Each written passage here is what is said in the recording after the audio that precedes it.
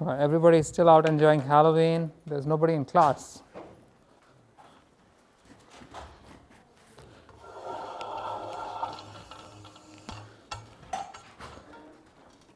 How many coupons did we give out so far? I think like 20. I'm going to assume there will be at least 30. Hopefully.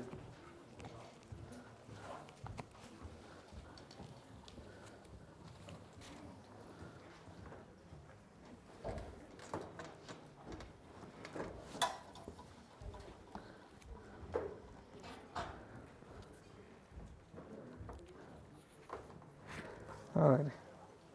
Okay, everybody. Let's begin. We gave out 30. 31. 30. Okay. There is actually a cable here which does something.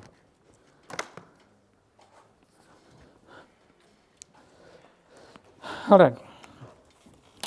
So today I'm here without my laser pointer, so which means we're pretty much left with the spear. We're going to continue talking about sequence-to-sequence models. And specifically, today's topic is going to be attention models. Now, here's a sequence-to-sequence modeling problem.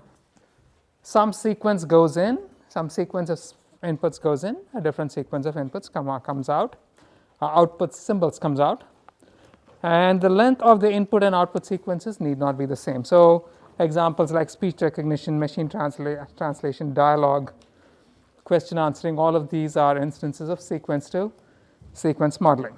Now, we saw there were two kinds of sequence-to-sequence problems. The first where we had order synchrony. So who is number 33? Yes. How did we define order synchrony?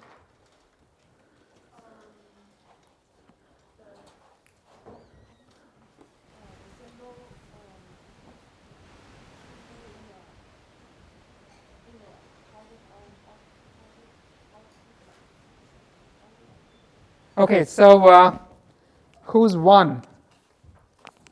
How did we define order synchrony? So each symbol in the input should correspond to one output in the one symbol in the output. So we need to do alignment and. So maybe we can do a slightly better job. Who's 29? Who's 29? Okay, so how did we define order synchrony?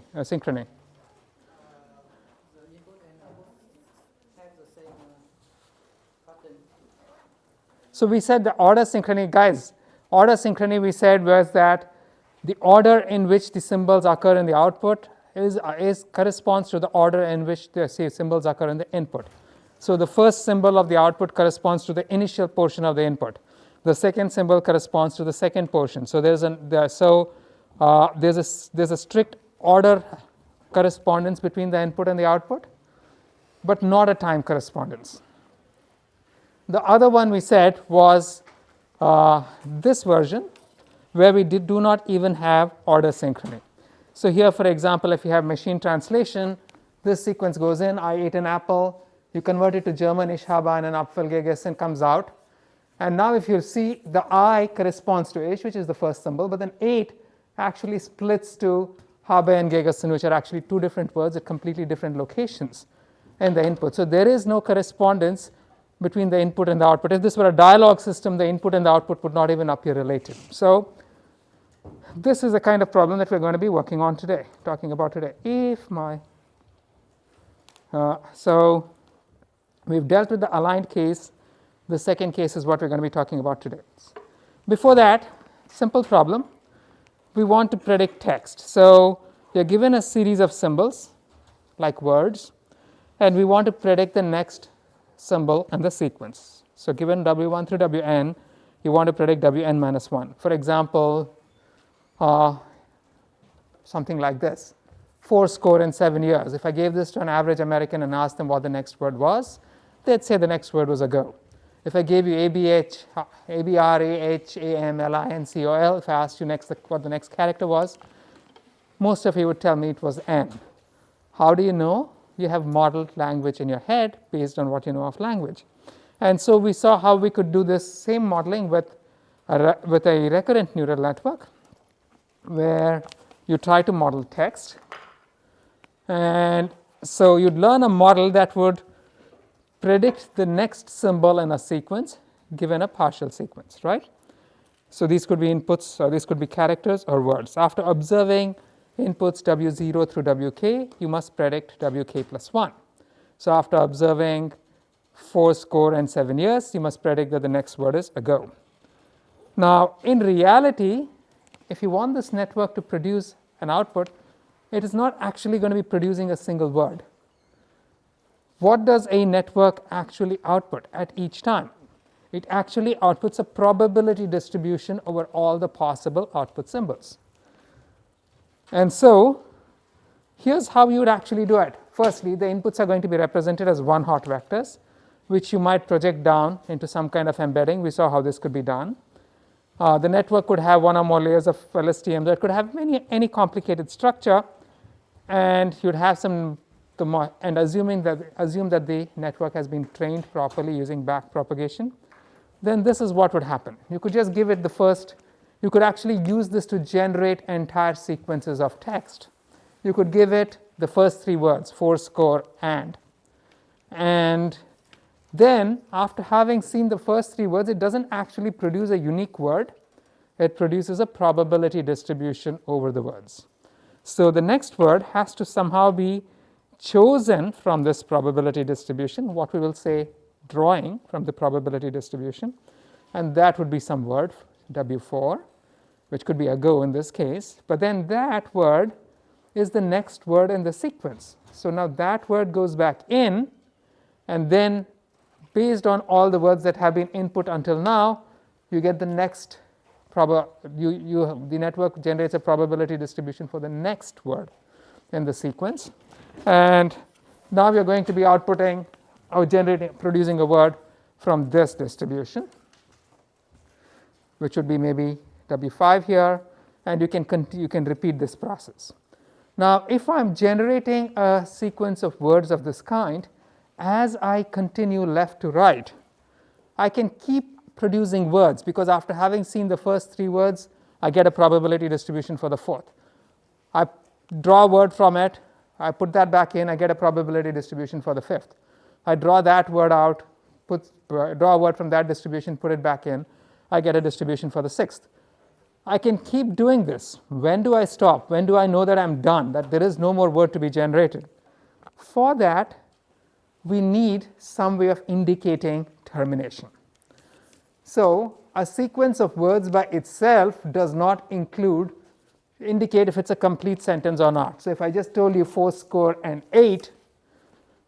you don't know whether it's the beginning of a sentence, you don't know whether it's the middle of a sentence, you don't know whether it's the end of a sentence. This is validly all 3, right? So to make it explicit, we're going to add 2 more symbols. One is a start of sentence marker.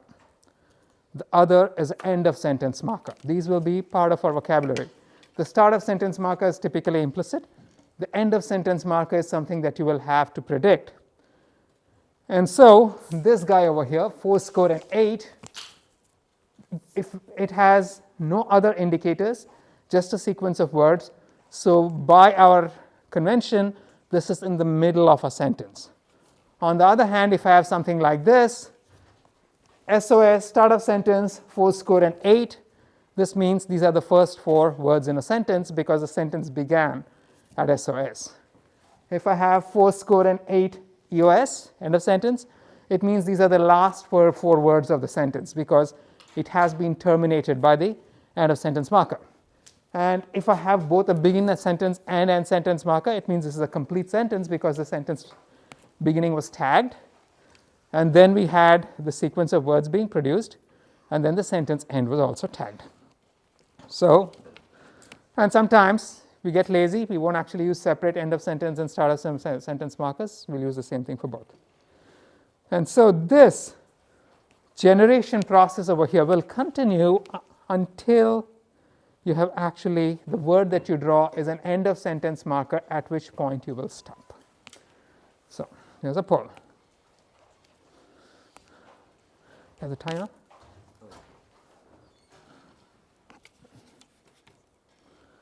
Yes.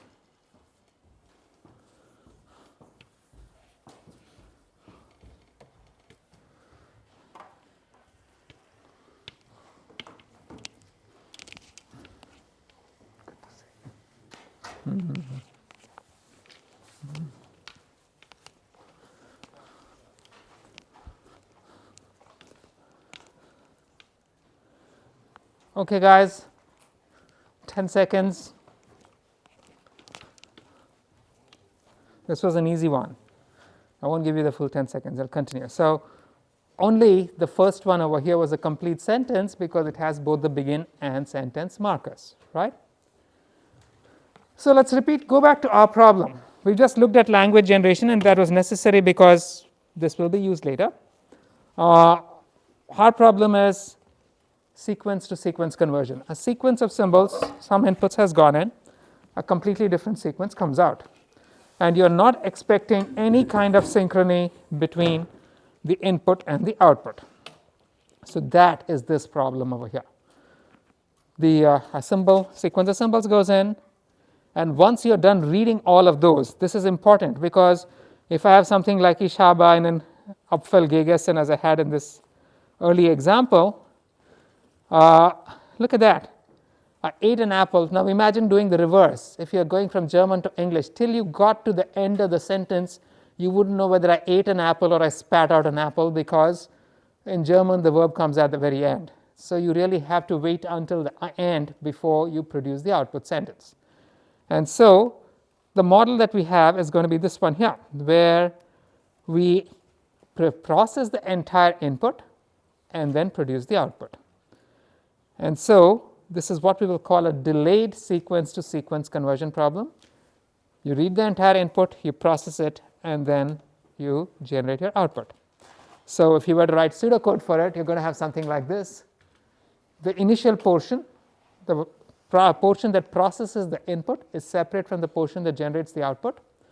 The portion that processes the input is simply going to read the inputs and generate the sequence of hidden state values through the input. And then subsequently, you have the portion that produces the output, which takes in this initial hidden state value and then generates words from it. Now this is important, right? Here's how the output generation is done. At this point, we have already generated up there the hidden representation for the input. So then subsequently, you sort of repeatedly produce a probability distribution. This is a recurrent model, right?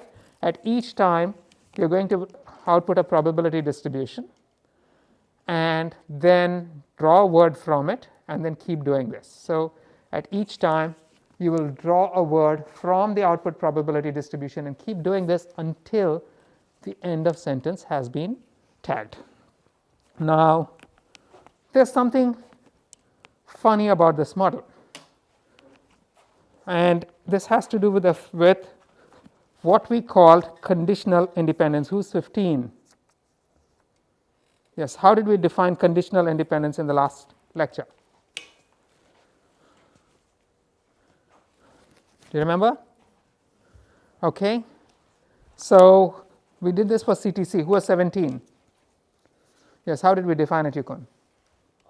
Probability A and B given C is probability A given C times probability B given C. Okay, very nice. But then here's how it affected our model, right? So think of this. Over here, I just produce everything. The entire input is encoded into that little red box. And then I have a recurrent processing from there going onwards, right? Now let's say the first word I generate is, I'm drawing it from a probability distribution. If I draw the word A from the probability distribution, does this influence what I will draw at the next time in this model? Does this influence the probability distribution of words at the next time that has been produced by the model? No. So who is number 28? Okay, so more explicitly, if I had a probability of drawing a word, or the probability that I assign for the word apple, will that change if I drew the word A in the first instance? It should not, right? So why does it not? From the equation, from the figure, why does it not?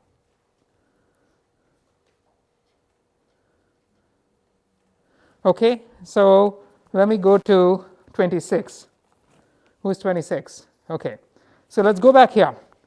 If I draw the word if at the first time, I want it to influence the probability distribution at the next time. If I draw the word a, I want words that begin with consonants to have higher probability at the next time. If I draw the word an, I want words that have vowels as the first character at the next time to have higher probability. How would I achieve that? I can feed the output to the input. So this is the prod model that we had in the CTC framework. Remember, we said what I get at any one time doesn't influence what I get at the next time. That's what we call conditional independence. Once I give you the input, the output symbols are all independently drawn in this model, and that is broken, right? So what we really want is not this guy. You want something where changing the word that I draw over here has to influence what happens at the next time. So you basically want feedback from the output to the input. You want, and so the entire model now can be decomposed into these two structures. The first is the input structure, which is recurrent and takes the input, and once the input has been terminated, remember, you need to know when the input is terminated. So once the input has been terminated by an end of sentence marker, like this guy here, then that gets fed to the output, and the output is going to use the final hidden activation to generate a symbol sequence, with one extra caveat that the word produced at each time goes back in, because if it does not, you know that you can get garbage, right? And so here's what will happen. You might just first process the entire input, and having processed the entire input, you get maybe this hidden state at the final time in the red box, and then at the next time that goes in, and you're going to get a probability distribution from which you draw a word, which might be ish, and now that ish goes back in at the next time, because as we saw, if it did not go back in, then the words that will have high probability at the second time too will have no relationship to the word that you drew at time 1. And so that is going to result in some other word being output, and this will continue until you actually have an end of sentence marker being drawn. So observe that in this process, if I draw a different word, if I output a different word at the first time, that's going to change what goes in at the next time. That's going to change the output all the way from the beginning to the end. Questions? No. Okay. Yeah. So if we feed the output, are those two separate RNA cells, or they are still identical? So pardon me?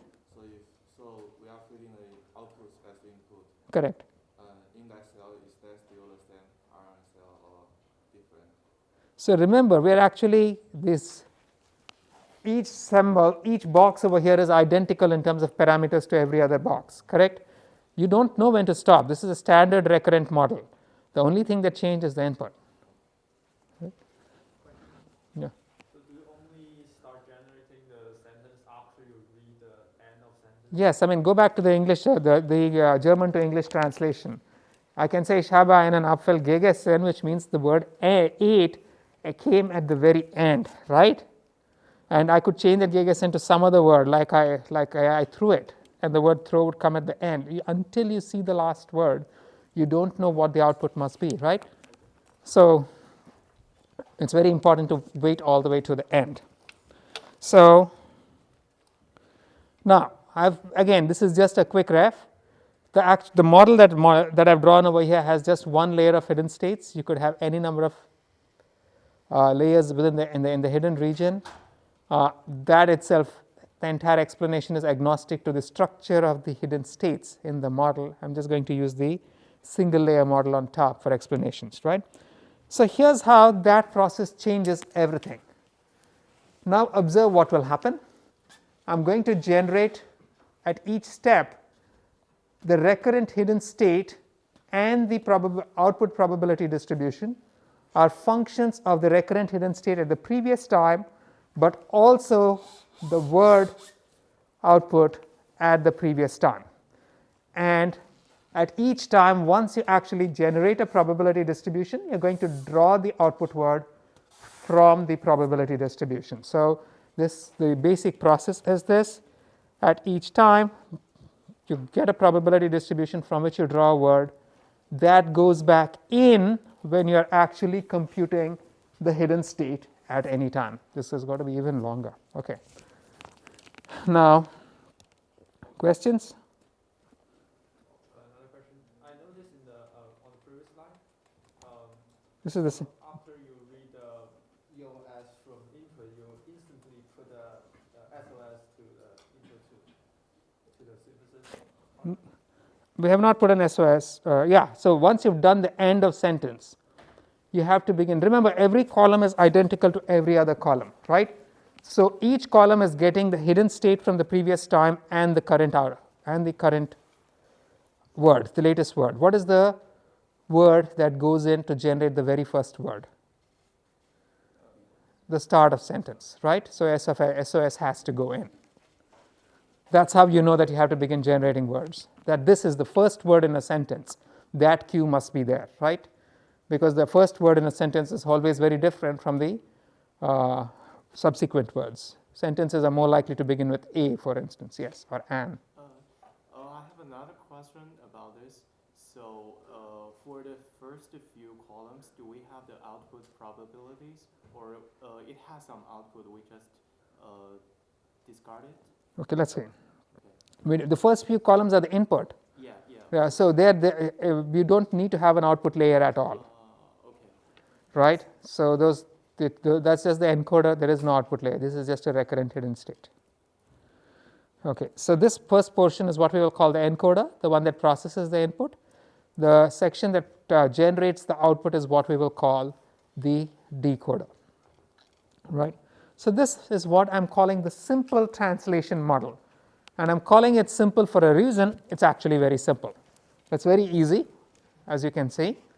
You just have a recurrent network which takes in the input, generates a hidden state. Then you have a language generator. Now the second portion of this model, how is this different from the language generation model that we saw earlier? It is not different. It's exactly the same thing. This is like your language modeling network, right? So now what the network actually produces is not a word, as we saw, right? At each time it produces a probability distribution from which we somehow draw a word. And so at each time it actually generates a probability distribution over the output words given everything that it has seen until that time. So at time 0 for the very first word, 16, what are all the things the network has seen when it sees the very first word? When it's generating the very first word? Pardon me?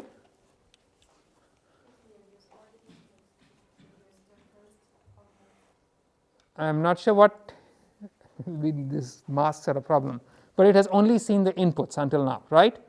So basically the probability distribution that it generates is conditioned on all of the inputs and the start of sequence sentence marker. Now who's 21? What is the probability distribution that it will generate at the second time? What is it going to be conditioned on, and what is the distribution over? The first word that is generated and also the input. So at the next time, it's actually going to be computing a probability distribution over the entire input, all of these, and ish. So the probability distribution that it generates is based on everything that went in, which is the entire input sequence and the first word that was generated. So at each time, the output probability distribution is conditioned on all the input and all the output words until that time, right? Now, so, and that's what we are producing words from. So the and this continues till the end of sentence marker is generated. So this is what we have. Somewhere in this, there's a magic term. I'm speaking of outputting a probability distribution and getting a word from it. I'm drawing a word from it. So there's this magic operation, draw a word. If I, so number 22, can you guess what this magic operation of drawing a word might be?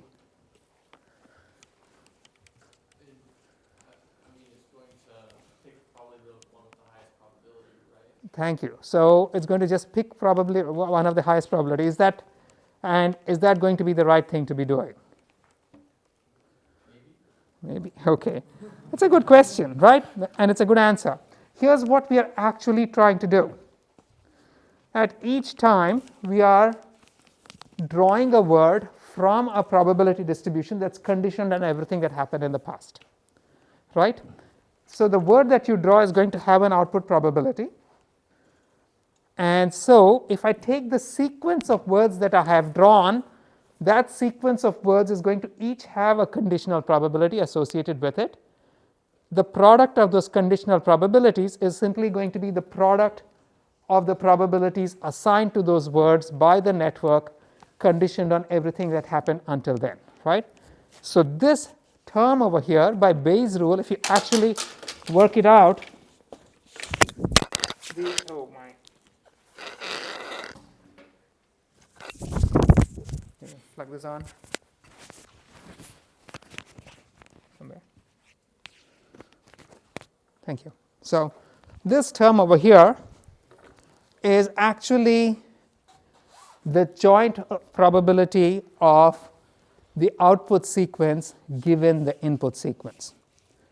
So if you don't believe that, here's what we have. I have P of O1, O2, On given x1 through xn. This is my input.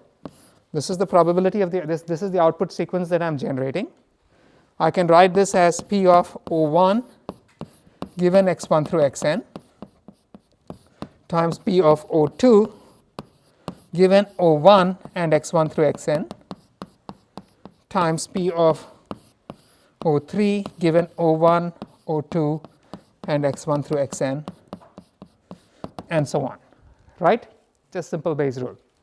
This is simply the probability distribution at time 1. This is the probability distribution at time 2, which takes the first word that has been generated as input. This is the probability distribution at time 3, which takes the first 2 words that have been generated also as input. It's conditioned on the 2, right?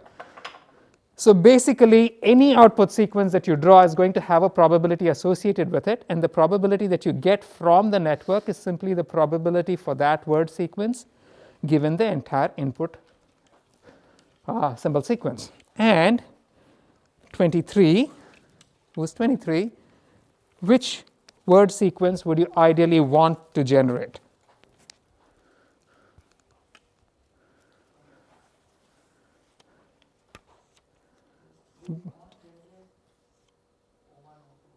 O1, O2, no, ideally.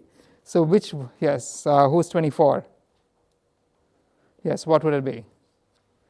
What, in terms of probability, what would the characteristic of the word sequence you want to generate be? Pardon me? You want to generate the most probable word sequence. You're converting one sequence to the other.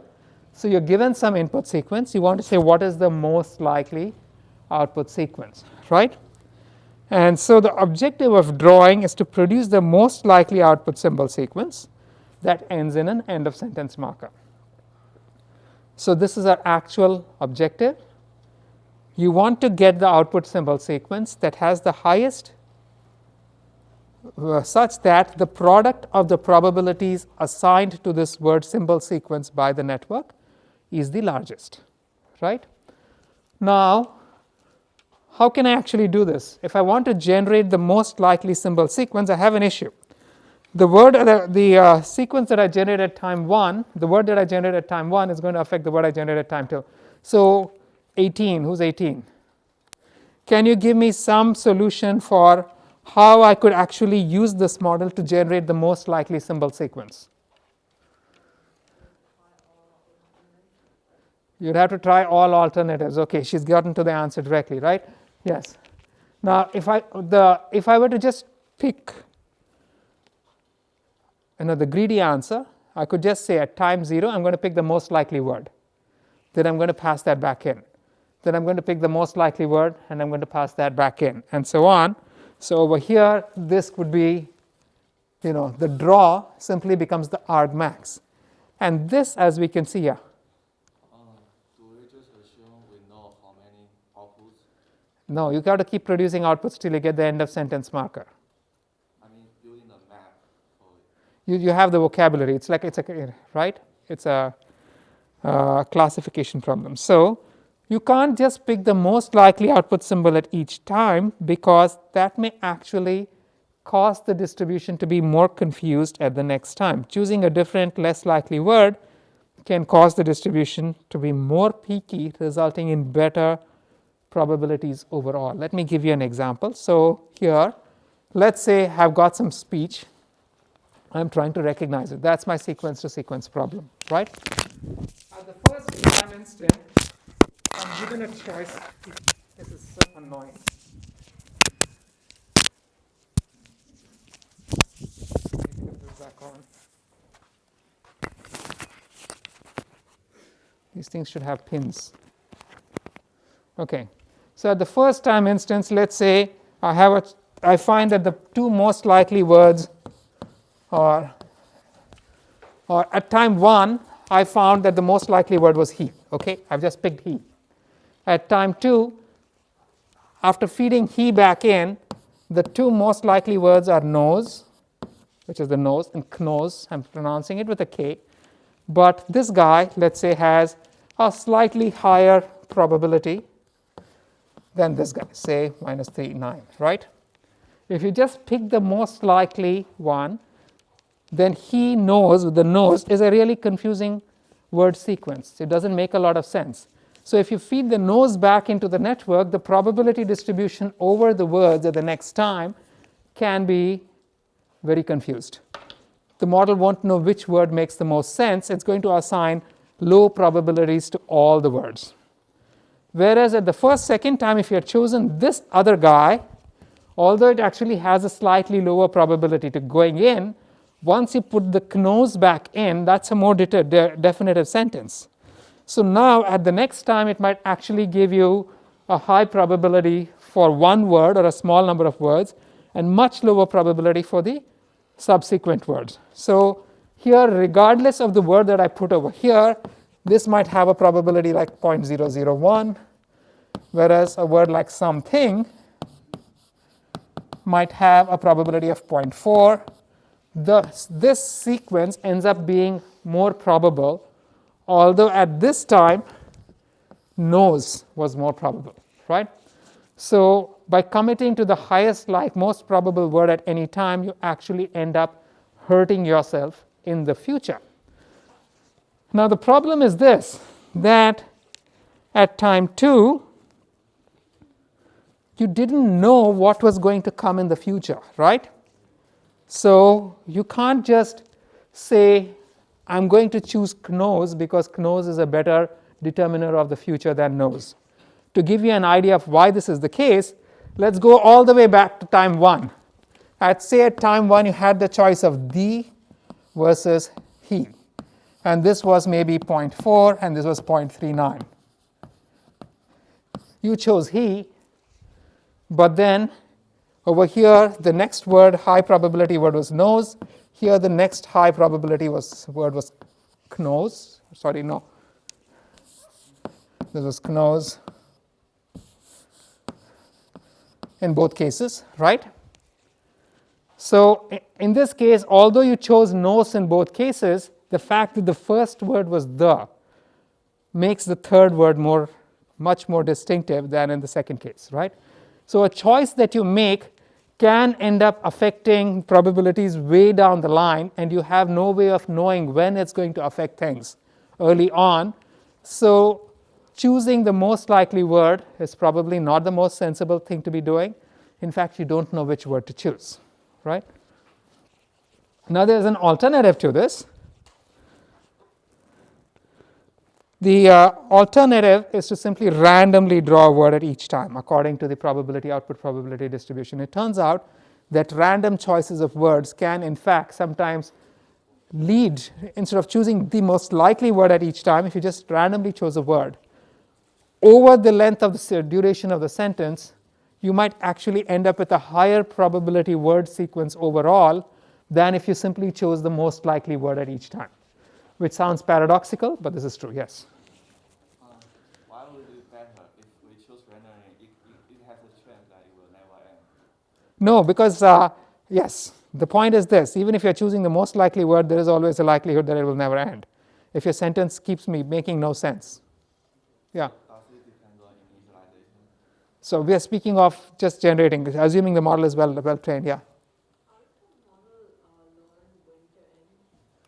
The model, so it will know when to, depending on the sequence of words generated, it will know when to assign a high probability to EOS. That's the generalization issue, right? Yeah. Is it possible that by connecting the output of a previous time step to the next cell, we are already modeling the conditional dependence of the... We're eliminating the conditional independence. It's no longer conditionally independent. The conditional dependence. Now it's conditionally dependent. Right. So let's say if the first word is D, then we output the D into the second. So now it's dependent on the previous outputs, whereas earlier every output was independent of everything else given the input. Can we say that really is okay because the next cell already knows what the previous cell is going to output? That's exactly what we're saying right now, right? So that we've drawn. Whereas in the, in the simple model, we didn't have that knowledge. There was another question? Okay, yeah. Why is it conditionally independent if the hidden state keeps getting passed? The hidden state, it's conditionally independent, meaning it's conditional on the input. If I've given you the input is represented in the hidden state. And the hidden state sequence only depends on the input at that point if the output is not being fed back in. Right? So each output is independent of everything else given the input. Yeah? Shouldn't O1 be fed into the one with O2? So no, O1 generates O2, O2 generates O3. So you have drawn O2 and that's gone into generate O3. Yeah.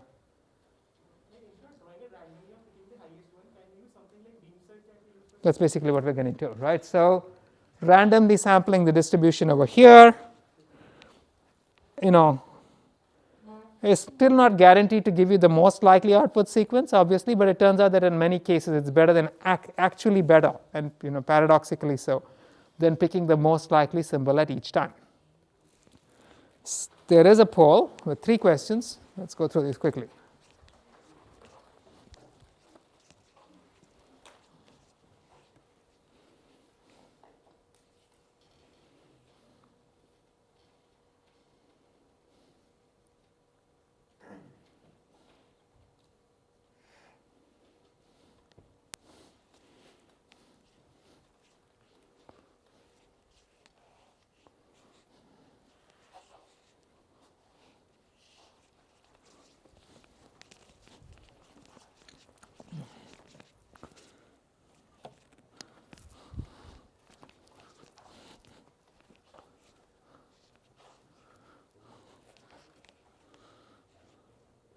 Ten seconds, guys.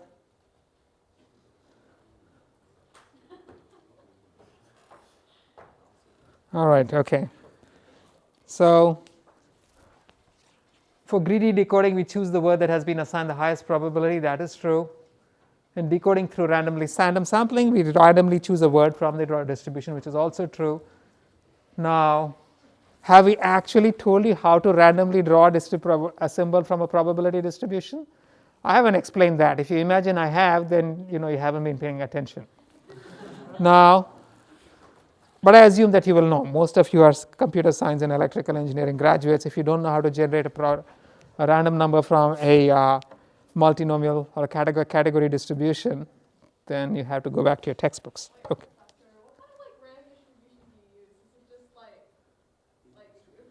No, this is not uniform, right? Why? Because at each time, the network is outputting a distribution over the symbols.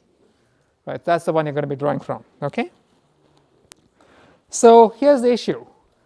Your choices can get you stuck. Solution, don't choose. So here's what we will do. At the first time, we get a probability distribution over all the words. We're going to make many copies of the network, as many copies as you have words in the vocabulary, and then feed each word in the vocabulary back in. And now you're going to have V copies of the network. Then at the subsequent time, at each of those copies is going to generate a probability distribution, and we're going to output every single word at that time back into that local copy. And we will now keep growing this until one of them hits an end of sentence marker, and we will terminate. So what would the problem be with this? 19. Yes. Pardon me? This thing is going to grow up exponentially, right? If I have V words in my output, at each time this is going to grow by a factor of V. So by the time you're done, well, you're not going to be done. The machine will crash. Okay. So solution. At each time, we only keep the most likely. You decide that I'm going to only retain, say, the two best hypotheses at each time. So this is your beam search, right? At each time, you just keep just the top k or the top two in my example outputs.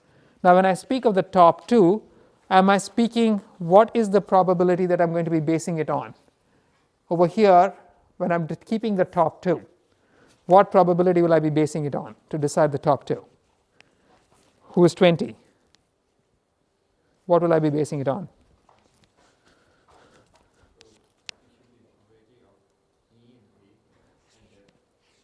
Okay, I'm not sure if my question was clear, but you're going to be basing it on the probability of the word going in, right? So you're going to keep the top k most likely words and then extend that. Now each of those is now going to give you a vocabulary, right, output. And so each of these is going to give you a probability distribution over, say, the entire vocabulary. So both the and he will give you an output distribution over the entire vocabulary. So now when you expand it out, you're going to have 2V copies. Of those 2V copies, I'm still going to retain only 2. So if I'm retaining only 2, who is number 5? Which 2 will I retain?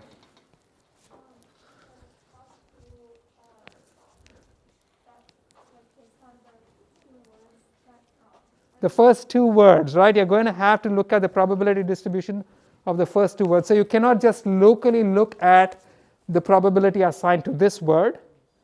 You're going to have to look at the product of the probability of this word and this word to decide which are the 2 most likely, because you're looking at word sequences, right? And then you'd keep the 2 most likely there and then go on to generate the next to generate probability distributions. So here you'd keep just the 2 most likely, expand those out and keep going on. And now who's number 9? When will this terminate?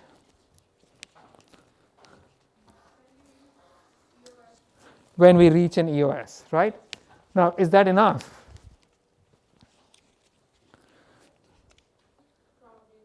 Why not? Okay, that's a very honest and refreshing answer, right? So, who's 40? Okay, 40. If my upper path hits an EOS first, does that mean that that is the most likely path? No. So now you know why you can't just terminate when you actually just hit an EOS. You have to keep extending this until you hit an EOS that is definitely higher probability than every other path that survived. that is the only time you know that you've got any extension is going to lower the probabilities, right? So I have pseudocode over here. I'm going to skip that because we're out of time. We have 2 more points.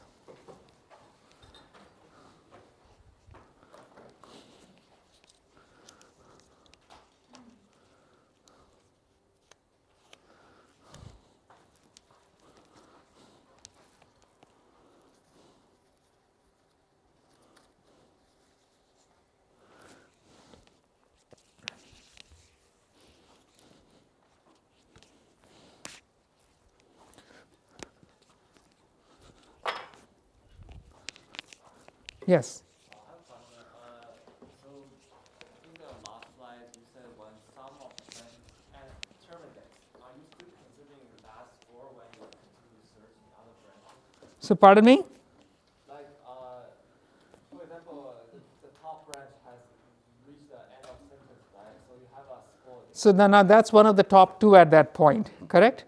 Yes, but you are going to continue searching in The lower one will continue. That top 2 is it may be the one of the top 2. So let's say I'm retaining the top 2.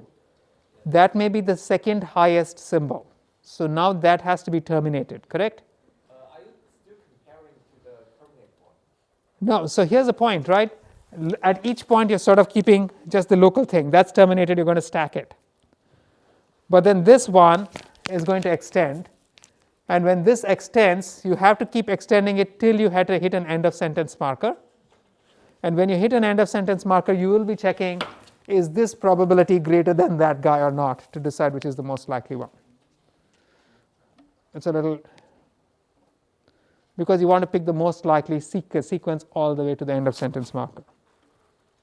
So you got to store all of these partial outputs. Anyway, going back over here, the first statement was true. To have a theoretically correct output, you're going to have to expand every possible path, the entire tree of hypotheses. Beam search is not the theoretically correct answer. So who is number 41? Do we have 41 in the class? Only 40 people in the class today? Okay. So why is this not the theoretically correct answer? So that something that was below the top k could have expanded out into something more likely, and we are ignoring that possibility, right? So now when you train the system, here's my question. Where's my chalk? Here's my question to number 32. When I train the system,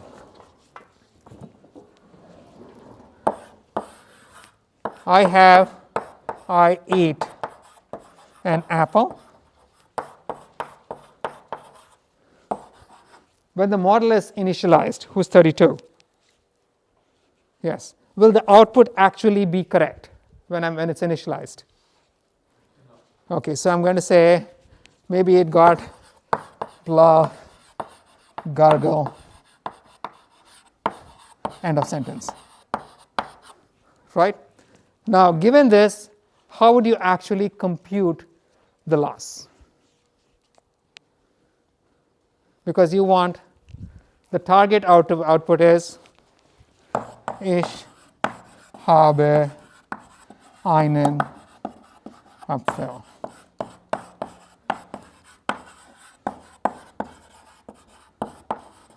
This is what I want output. So how would I compute the loss?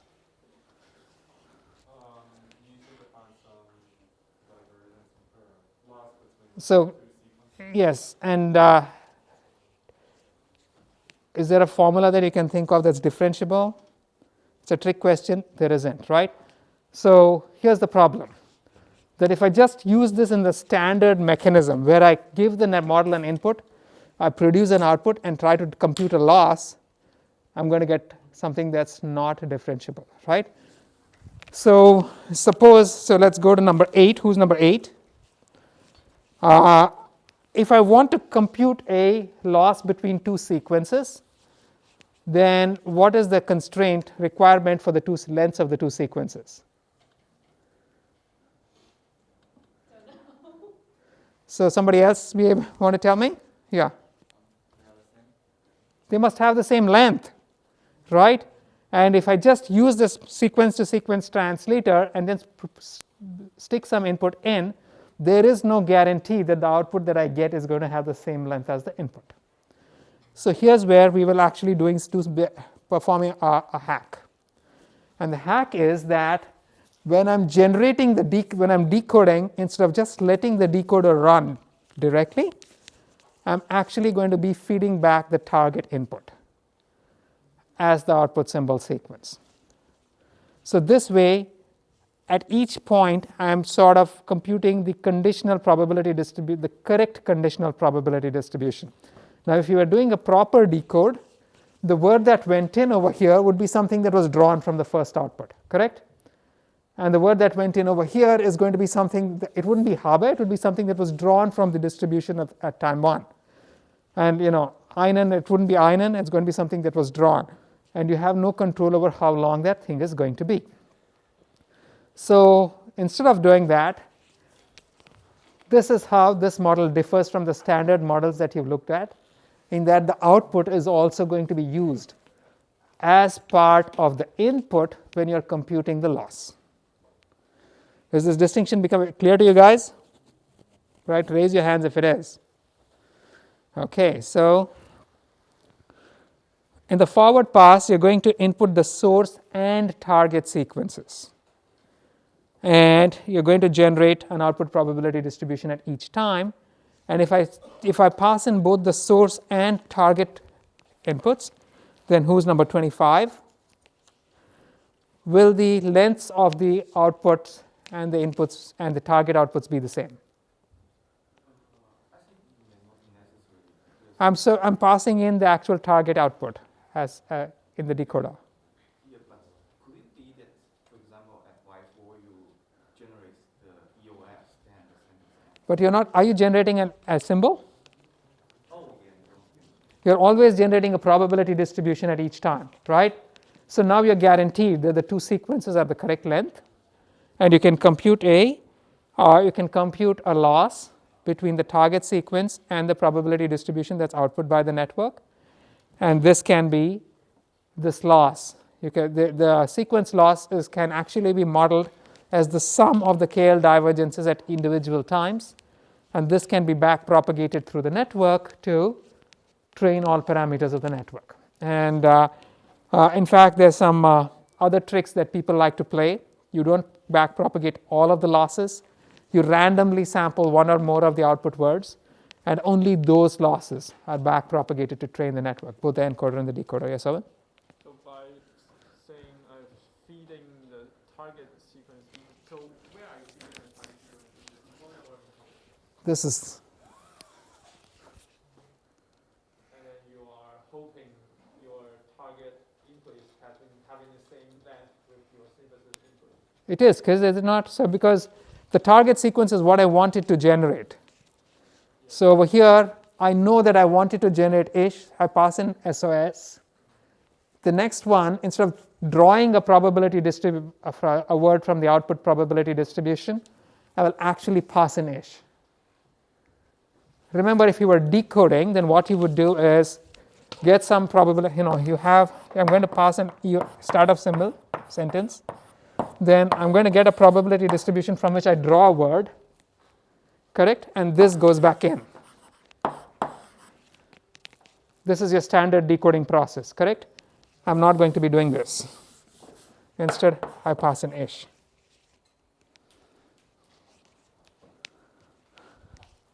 So that way,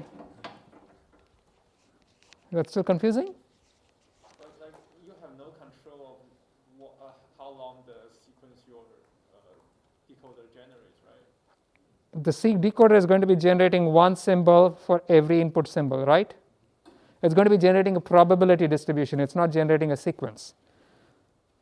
At each time, it's generating a probability distribution from which you would be drawing a word. Right? So, any questions? Yeah. Is the random sampling here for just to save on computation? There is no random sampling. It's a loss between the target word and the output probability distribution. No, I mean, aren't you sampling one word here in your diagram for the. So no, I'm not. I'm sampling absolutely no. Okay, you mean for the back propagation, right? Yes, that's absolutely random. Okay. Some random subset. Yes. Is that to save on computation, or is there? They just found this to be more effective. Okay. Yeah. Oh, so in a backward case, we just compare to the probability. We don't Yeah, that's right. compare to the word. Yeah. Okay.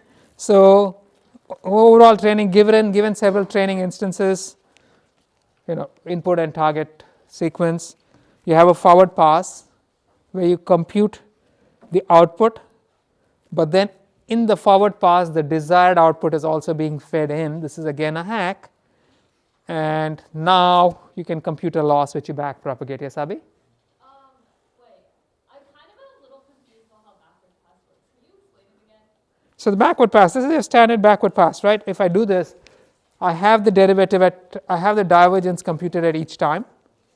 So I can go backwards and compute the derivative of the divergence with respect to the output of that network, of the network. How general backward pass works, but what happens if the words aren't one-to-one corresponding? Then things are broken, which is why we are forcing it to have one-to-one correspondence. They do over here in this case, right? Here I'm actually making sure that the output is exactly the correct length. And so here, if I passed in Ich habe einen Apfel, I know that I want gegessen to have the highest probability and everything else to have low probability. So there's only one word that's acceptable at that time. So there's a one-to-one correspondence. If that's confusing, I'll take this offline because we'll run out of time, but I can explain it to you, right? So anyway, easy. There are many examples over here. I'm running out of time, so I'm going to rush, but they have some very nice examples in their paper where they show how this works. If you look at the representation of the final hidden state in the encoder, that's a vector, right? And that vector represents the entire input sentence. So they've plotted two-dimensional projections of that vector for several sentences, and they show you how it actually captures something of the structure and the meaning of the sentence itself. So here, for example, John admires Mary, John is in love with Mary, John respects Mary, they're all very similar, they group together. Mary admires John, Mary is in love with John, Mary respects John, they're all grouped together. And the relationship between Mary admires John and John admires Mary also looks very similar to the relationship between John is in love with Mary and Mary is in love with John. It's the same directional vector. So you can see how these representations actually capture some structure. Here's another example of the same kind. The point is that the encoder representation for the sentence seems to capture structure. They have some machine translation examples. I don't have time for it. I'm told they are good. English to French, I believe them. And here's something from a dialogue system. The input is something that a human being types in as a question. The output is a word sequence generated by the model. And here the machine starts with, what's the error that you're running, please? The human says, I am seeing an error related to VPN. What is the error message that you're getting when connecting to VPN using Network Connect? You could see this, and this looks like a human being responding with all the appropriate responses. This is just a pretty dumb neural machine sequence-to-sequence generator doing the job. So that's very impressive, right? But it's far from perfect. Why so? The way the entire setup is created, the entire responsibility of representing the meaning of the input sentence is loaded onto this one node, which is the hidden encoder, hidden state of the encoder at the final symbol of the input. This one vector is supposed to capture everything. And then the decoder is working just off this one thing. So this one node is being overloaded. In reality, there's information everywhere, right? So if you look at the machine translation example over here, Ich habe einen Apfel gegessen, every single word in the input has some influence on the output. And if you have a recurrent network, we already know that in a recurrent network, as you go through time, by the time you get to the end of it, the network's hidden representation forgets a lot about what happens in the beginning of the input sequence. So this is probably not ideal, and in the beginning they tried various tricks to get around it, like inverting the order of the input sequence, inverting the order of the output sequence, and such like, to try to get the network to actually focus on what happens in the beginning and not forget all about it. But that's not the ideal thing to be doing. Every output word is related to some portion of the input directly over here. For example, ich, the first German word, relates to I, which is the first English word. Habe and Gegessen, both of them relate to the second English word. So there's a lot of dependence. So what you really want is something of this kind, where you actually consider all the hidden state representations of all of the input words and somehow combine them to feed it back to the network. Now the problem is, if I simply take the hidden state representations and compute one static function from it, for example by averaging all of these guys, then this is still losing. This is no different from just overloading the final symbol in the sequence, because it's still not maintaining positional dependence. It doesn't capture the idea that the first word over here in English relates to the first German word. So what we really want is that we want the different outputs to be able to, you need to be able to relate different outputs to different portions of the input. We want something of this kind, where you have hidden states produced during the encoding process, and somehow you combine these hidden states and you get a weighted sum of all of these hidden states, and this combined function of the hidden states of the input words is what I will call a context. That context has to be fed to produce the output word, and this doesn't have to be the same for every single output word. You need some way of making sure that you focus on the right thing. So hopefully, if with the right choice of weights over here, you will be able to figure out which portion of the input to focus on. So here's what you'd be doing. At the first time, to produce the first word, you'd be computing some weighted sequence, sum of the hidden states, to produce the first word.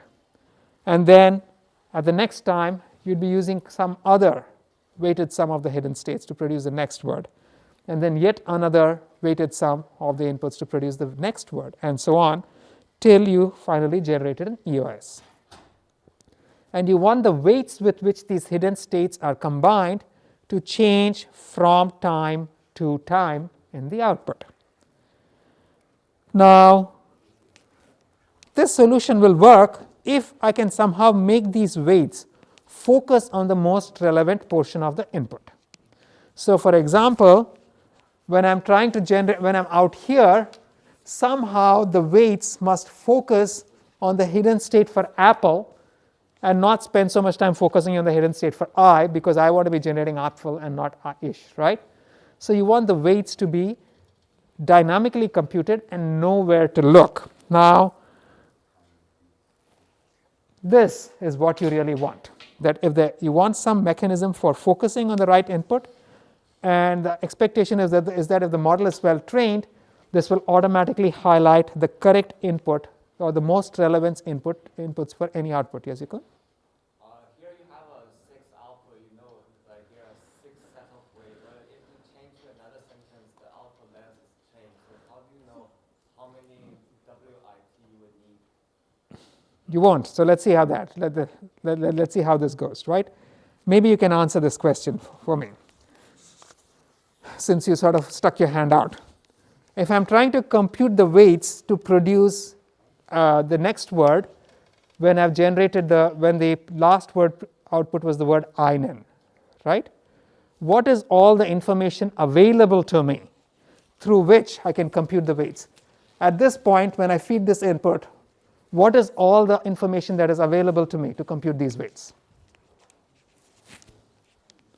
Can you look at the figure and tell me?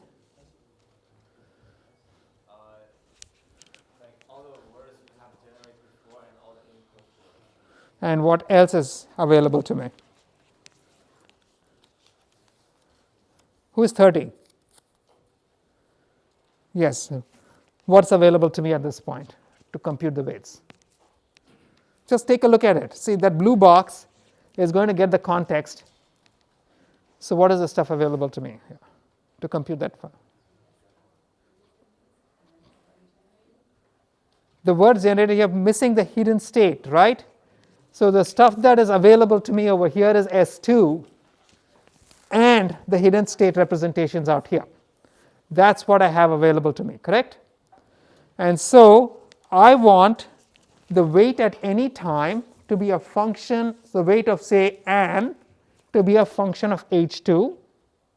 It also needs to be a function of the remaining words, but we'll see how. But it has to focus on, for example, I want to generate upfill.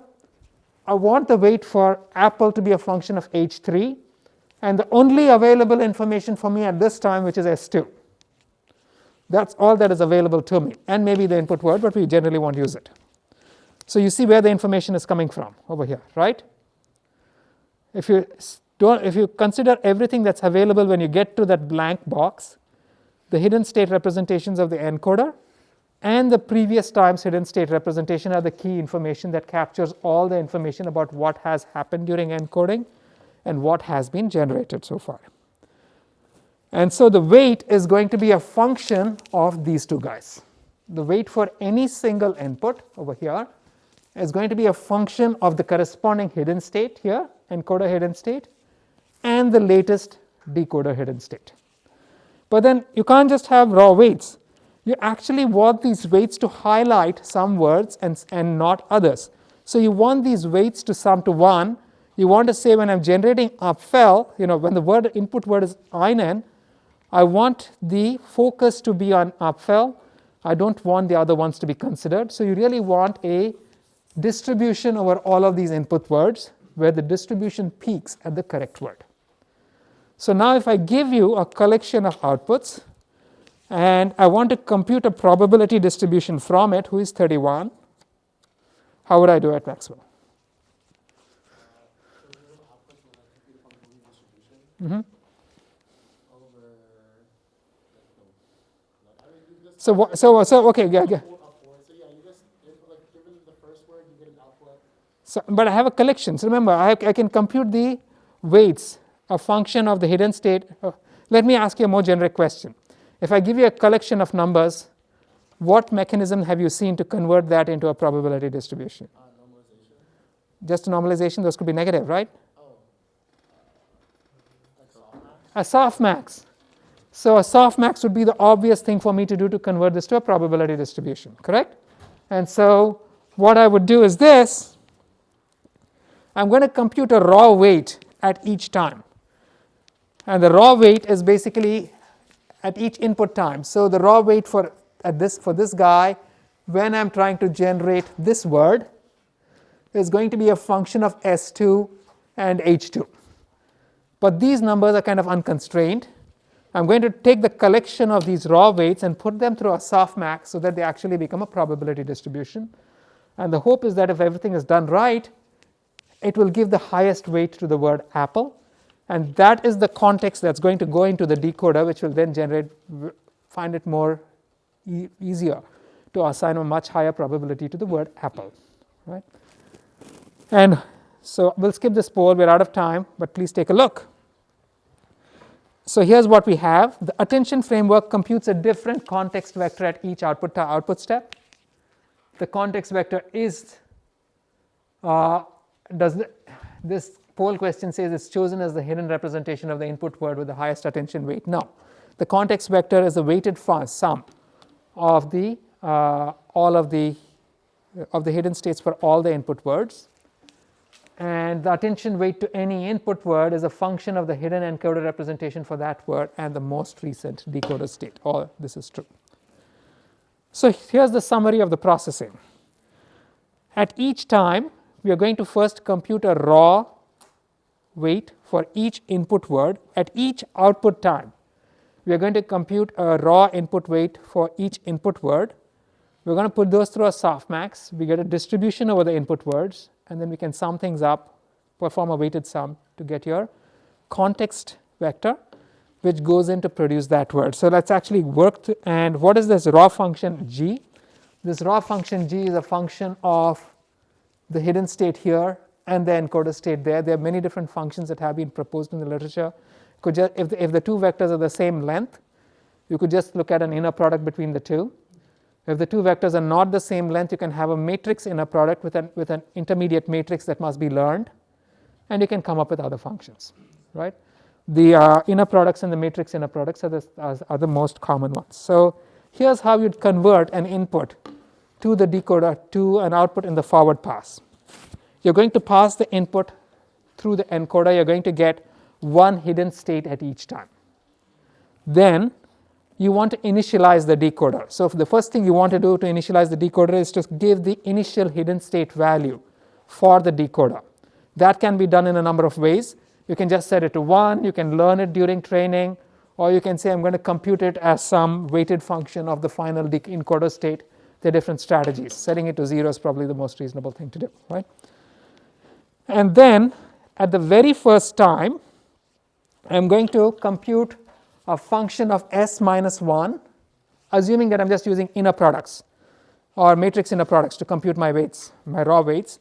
I'm going to compute a raw weight for each of these guys as the matrix inner product between the corresponding hidden state and s minus 1. So those are my raw hidden states. Then I'm going to put them through a softmax, and when I put them through a softmax, I'm going to get a distribution over all of these guys, and that distribution is going to sum to 1. And then using those weights, I'm going to sum all of these guys to get my first context vector. That context vector is now going to go in along with the start of sentence marker into the hidden states of my decoder. The hidden states of my decoder will produce an output probability distribution. From the output probability distribution, I'm going to draw a word. Again, drawing is kind of a loaded term over here. And then, so this is the computation that I did at the first time. Now I have to produce the next word. To produce the next word, once again, now the information I have with me is the state S0 at time 0, right? And I have all of these hidden states. So I'm going to compute my raw weight for each of these guys as, in this case, the vector inner product between these hidden states and S0. Then I put those through a softmax, and when I put those through a softmax, I get a bunch of weights. And using those weights, I'm now going to compute a weighted sum of all of these hidden states. Those weights will sum to 1, right? And that's going to go in along with the word that I drew at the first time to produce the next hidden state. And from that hidden state, I get the next probability distribution from which I would draw some other word. Now at this time, I have S1 at my disposal. So in using S1, I'm going to compute the raw weights at all the input times as a function of the input hidden states and S1. And so this is with S1, right? And then I can put those through a softmax, and I get a distribution over all of the inputs. And then I can compute a weighted sum of these guys yet again. And this is going to be different at each step because the hidden states are different, the weights you compute are going to be different, right? And I can keep continuing this process until I generate an end of sentence marker. Questions? No. Okay, so we see the process, right? Now, as before, again, our problem is there's this magic thing of how did I draw a word from the output distribution. And our objective is to produce the most likely output sequence. Simply locally picking the most likely word is not going to be a very good solution. Randomly choosing something is maybe better, but not so great. So what you'll really do is the usual trick, you're going to do a beam search to make sure that you have the most likely output sequence. Okay? So now, any questions so far? Yeah. Why do we choose to pass the weight through a softmax instead of just normalizing? We just want it to something. They could be negative, right? So you're making it a distribution. Now, so let's take a look at what these weights, if you try and train this network properly, what will the weights look like? So at each output time, I'm going to get one set of weights, correct? So I'm going to get one set of weights for every output word. I could visualize the entire lot as a single map. So here is an example of a machine translation problem. The input was in English. The horizontal axis is the English words. The output are the French words. And at each time, there's one row of weights that has been computed over the inputs. Remember, we compute weights for separately for each output word. And the colors show the weights that have been computed. And you can see that this actually focuses on the correct word. So for example, this is the agreement on the European Economic Area was signed in August 1992, period, end. So the becomes le in French. So when it's generating the word le, the highest weight is in fact assigned to the word the. Then agreement is accord. So again, the highest weight when it was trying to output the word accord was actually assigned to the word agreement. The most interesting portion is this. The European Economic Area, when translated to French, changes the word order. So it again becomes Zone Économique Européenne in French. And so now if you look at the attention weights, you find that the attention weights for that portion are not along the diagonal. To produce the word zone in French, which came before European Union, it actually focuses on area. For European, it focuses on the right word, that is the highlighted word. And then economic focuses on the right word. So it actually sort of manages to find the right things to focus on in every case. So if you go through these examples, you'll find that if that model is properly trained, then the attention model will in fact learn to focus on the correct input symbol at each time when it is generating the output. Now, there's various examples. I'm going to skip those. We have 4 minutes, so I'm just going to go over how you can train the network. It turns out it's nothing particularly fancy. We're going to use the same trick that we used when we were trying to train the simple model, in that I cannot just think of this entire sequence to sequence conversion model as this black box which takes in an input and produces an output. Because if I think of it this way, there's no control over how long the outputs it generates at each time are going to be. How long that sequence is going to be. And so it's not going to be possible for us to compute the loss between the actual and target outputs, right? So to account for it, again, we are actually going to feed the target word sequence at each time to get an output of the right length with the right correspondence. And then now you can compute the divergence, and then you can feed it back, and back propagation rules will apply from that point on. And back propagation must now not only learn the parameters of the decoder and the encoder. If you have an attention function which has parameters, the parameters of the attention function must also be learned. For example, if it's a matrix in a product, the matrix that you use to compute this matrix in a product must be learned. There are a few simple tricks.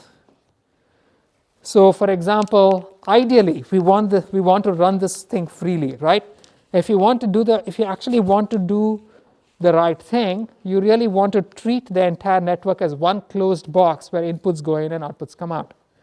We are cheating by passing in the target output sequence when you are performing the decoding. And so this can cause issues. It can just learn to do the right job if fed the right input. So to make sure that it doesn't get locked into that kind of a nasty loop, sometimes at various times, this is what we will call teacher forcing, where you actually give it the correct input at each time when it's performing the decoding. But every now and then, for every say third word or every second word, instead of feeding in the actual input, we will actually randomly draw a word from the output sequence.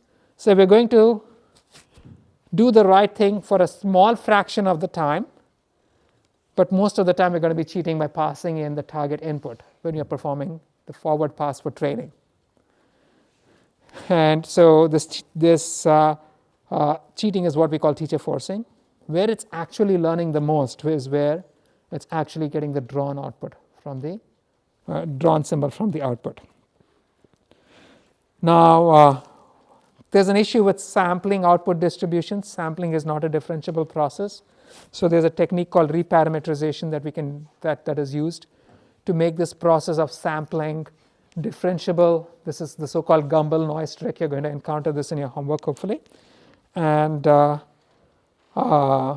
that's what makes the whole process differentiable. So we sort of got the basic idea of how this entire attention framework works. The best way to understand it is by doing, as we all know. So that's why you have homework 4, where if you haven't understood it in class, you're going to understand it by doing this. And then we have a quiz, where if you haven't understood the ideas in class, you're going to be forced to think about it and go back and look at your slides when you answer the quiz. There have been various extensions proposed to this model, including bidirectional processing of the input sequence. Observe that when you do this, the input sequence is completely processed before you begin decoding. So the input sequence could very well have been processed both forward and backward. This is clearly not an online process. The input has to be fully processed before the output is generated. So this means you can perform all kinds of tricks on the input. You can have things like local versus global attention and other variants. These are all useful reads. But then probably the most interesting variant on this is the so-called transformer model, which Akshat Gupta will be talking to us about on Wednesday. There are other extensions, multi-head attention, etc. I'm leaving that now because I'm out of time.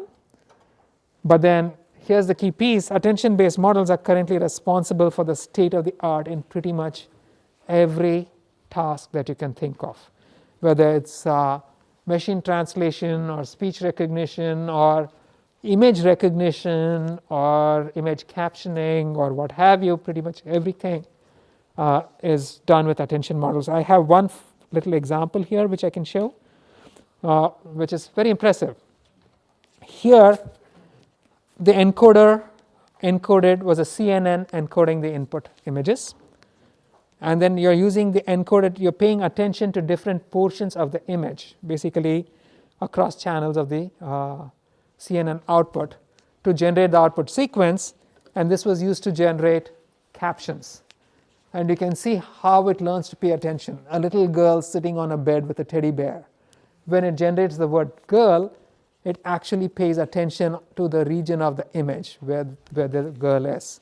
Or a group of people sitting on a boat in the water. When it says people, it actually focuses on the people. Here trees, it focuses on the trees. It ignores the giraffe, but focuses on the trees. So a properly trained model actually gets to learn to do the right thing. Right? I'll stop here. Thank you. I've gone 2 minutes over. My bad. If you have any questions, please ask.